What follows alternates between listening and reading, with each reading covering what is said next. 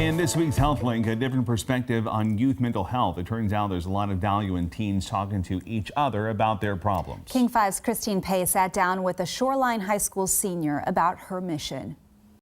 If you're a teenager watching this, you know that school and social life can be stressful. And if it's been a while since you've been a teen, you might have forgotten how hard it can be. A group wants to uplift young people's desire to deal with everyday mental stresses in a healthful way. And one high school senior in Shoreline is answering the call.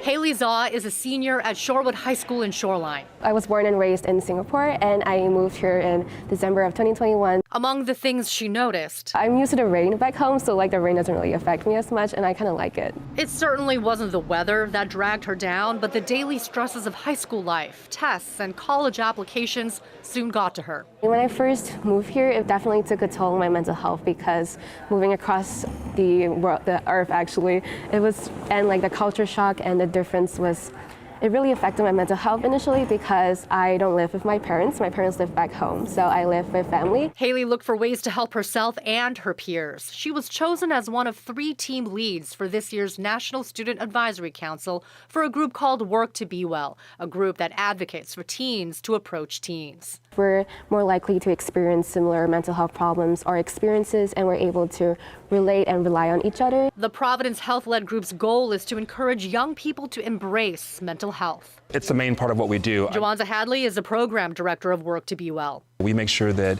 everything that we do has a teen voice or a teen lens to it. Now is the time to pay attention. Data from the CDC's Youth Risk Behavior Surveillance System shows an upward trend in mental health concerns among young people, including a steady rise in the percentage of teens who reported feeling persistent sadness and hopelessness.